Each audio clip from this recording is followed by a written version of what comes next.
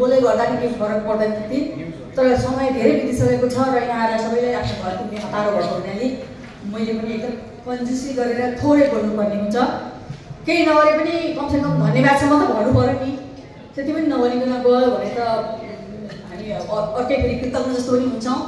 यस अर्थमा मैले धन्यवाद गर्दाखेरि सबभन्दा पहिले सम्पूर्ण उपस्थित वर्ग व्यक्तित्वहरू हुन्छ जो सबै आफ्नो ठाउँबाट उच्च हुनुहुन्छ, हामीले सबै उहाँ सबैलाई मान्नुपर्ने हुन्छ र यो सभा समारोहलाई सफल पार्नका लागि यहाँको उपस्थिति अत्यन्त गरिमामय रह्यो र हामीलाई सधैँ यसरी नै हौसला प्रदान गर्नुभएको छ।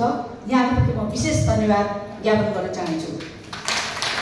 त्यसपछि अब मैले यहाँ अरू हाम्रा स्वदेशका काठमाडौँकै अथवा स्वदेशकै पनि बाहिरबाट आउनुभएका उहाँहरूलाई त मैले अलिक पछि सम्झिन्छु, किनभने देशभित्रै हुनुभयो, तर विदेशबाट अर्थात् छिमेकी राष्ट्र भारतबाट मुम्बईदेखि हाम्रो रणजित गजमेरजी आउनुभएको छ, अनि असमदेखि केबी नेपालीज्यू आउनुभएको छ, अनि दार्जिलिङबाट डाक्टर जीवन रामदू आउनुभएको छ, त्यसै गरिकन सिक्किमबाट डाक्टर शान्ति छेत्री आउनुभएको छ।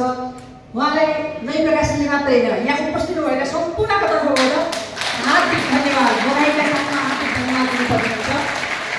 सबै नै अलमोस्ट 80भन्दा माथि उमेरका हुनुहुन्छ। उहाँले कसरी आउनुभयो होला, कति गाह्रो भयो होला, कति अप्ठ्यारो भयो होला, यहाँ राख्दा पनि हामीले उहाँको आवश्यकता पुरा हुने गरिकन एकदम सुखशैलपूर्वकको होटेलमा त्यो पनि व्यवस्था गर्न सकेका छैनौँ। सामान्य तरिकाले बाँच्ने बचाउने हिसाबको होटलको व्यवस्था मात्रै हामीले गर्न सकेका छौँ।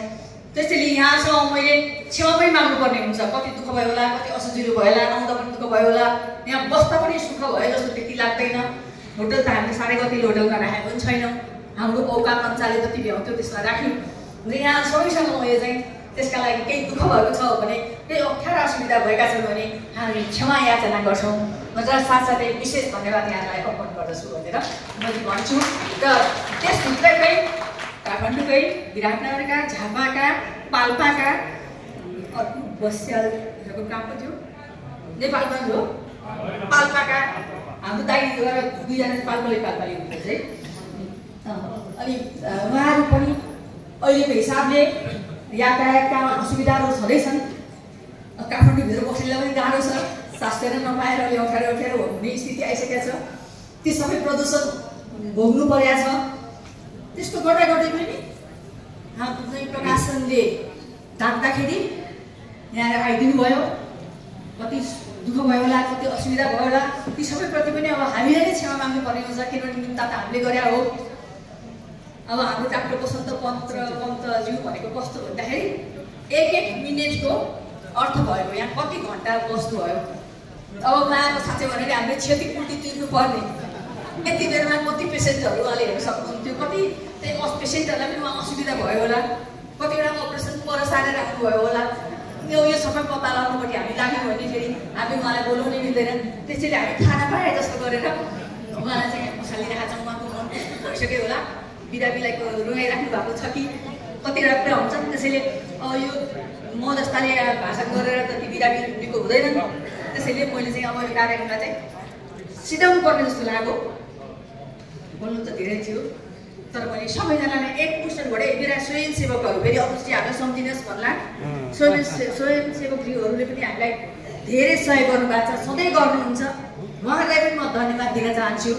र यो अर्को भन्न बिर्सेछु, यो सभाकक्ष अथवा यो अमृतपाली ब्याङ्कवेटले हामीलाई सधैँ हामीसँग सदाशय व्यवहार गरेको छ।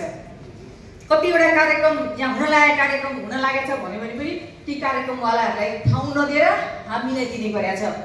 जस्तै कतिले त भन्छन् पनि यो नैले त यति पैसा बाँड्छ, यसमा त कसका घरहरू पनि आँटा होला, त्यो अमृतपाली पनि यिनीहरूले किनेको हुनुपर्छ भनेर चाहिँ त्यस्तो कुरा पनि आउँछ क्या हामीसँग। त्यसो भन्नेहरूलाई म धेरै धन्यवाद दिन्छु, किनभने त्यस्तो दिन पनि सायद आउँछ कि उहाँले कसरी त्यस्तो सोच्नुभयो त। सुताइ भनेको फेरि केही कारणले आएको हुन्छ नि त। हो त्यसले गर्दा मैले अमृतपाली भनेको होइन, अमृतपाली सरहकै पो हाम्रो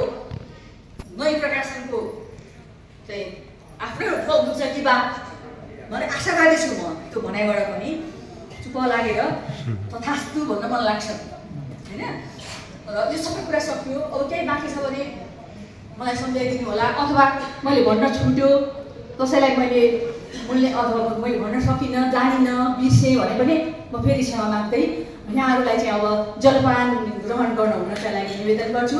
जलपानमा कुपनको आवश्यकता छैन, बिना कुपन जानुहोला र अहिले लिइहाले पनि हुन्छ, पछि लिए पनि हुन्छ। हामी अर्की स्वयंसेविकाले चाहिँ नयाँ अभिलेख यहाँलाई उपलब्ध गराउँछु र एक परिवारले एउटा मात्रै लिइदिनु होला फेरि पनि निवेदन गरेँ। र यहाँ सबैलाई फेरि पनि धन्यवाद भन्दै औपचारिक कार्यक्रम समाप्त भएको निवेदन गर्छु।